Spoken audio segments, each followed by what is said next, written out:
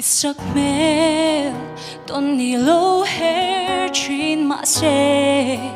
bit khap garlet sungin mual iliam le chi ipar moy na hi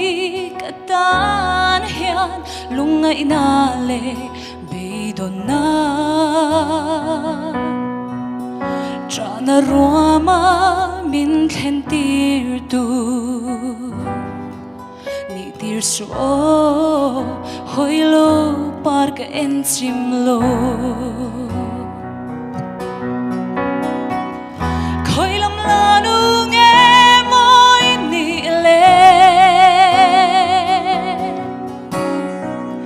Tu shai len choi nge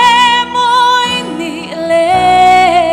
Tiang renga Kadon lungruk min tibuay tu Katong ngay lo nang lo tu Oh melcha